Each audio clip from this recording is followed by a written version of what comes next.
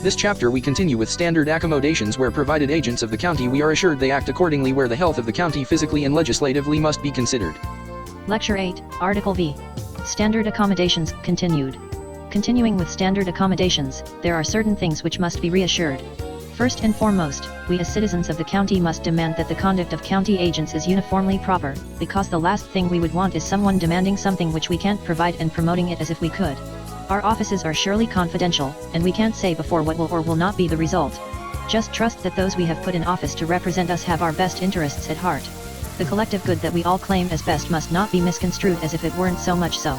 We have a lot invested in future successes and can't afford to budge a single inch, while at the same time maintaining the position that every action taken was done so under the same set of circumstances and an unbiased opinion of the product offered. We must prevail. Be that as it may, from sheer proximity agents of the county are foremost subject to the terms of the county charter where the health of residents is a primary concern, and in the event of a disaster continuity of government must remain notwithstanding term limits and recalls. Anything incurred by agents of the county are subject to terms of the charter where all official meetings of boards shall be public. The county is like a hive with as many agents as hives have bees, but being human we are a little farther removed from instinct than the bees, so synchronized movement is more of a learned behavior.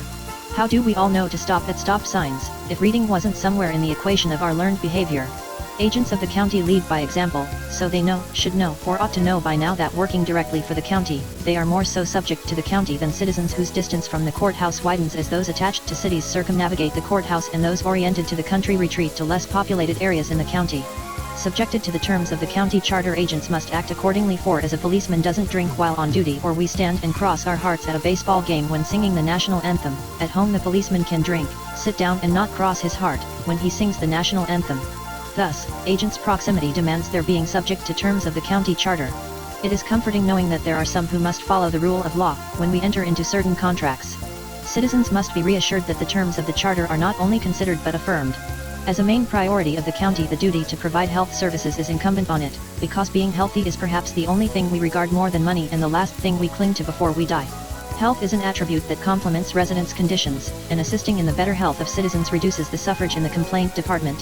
Citizens waking up on the wrong side of the bed, suffering from back pain or living through some other ailment or disease, instead of yelling at one's spouse after a hard day's work, one could remedy him or herself by going to the driving range and hitting a few golf balls to blow off some steam.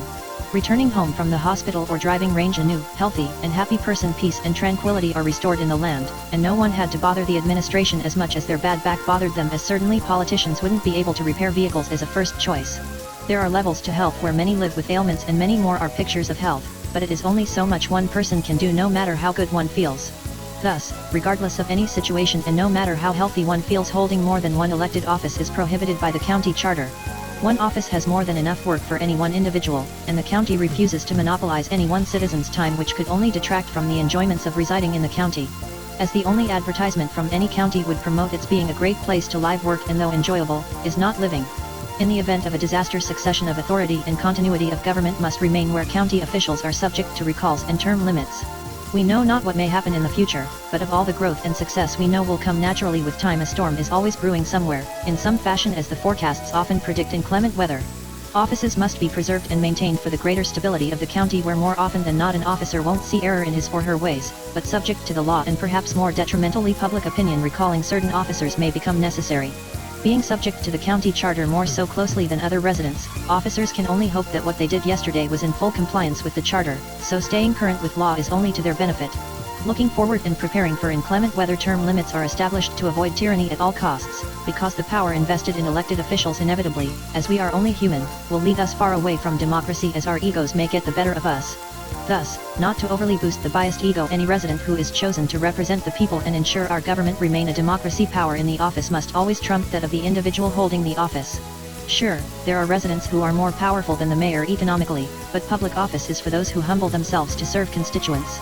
It is a sacrifice where compensation, though economically moderate, should be more so politically and socially fulfilling. Thus, sheer proximity ensures agents of the county are foremost held to the terms of the county charter, which puts the health of residents as a primary concern. Ailments in government, though, may be remedied with recalls. Man's natural inclination to dominate that is as close to tyranny as one may get is certainly an ailment in our democracy, where suppression is guaranteed through term limits. These standard accommodations prove to encompass the foundation necessary for residents' continued growth.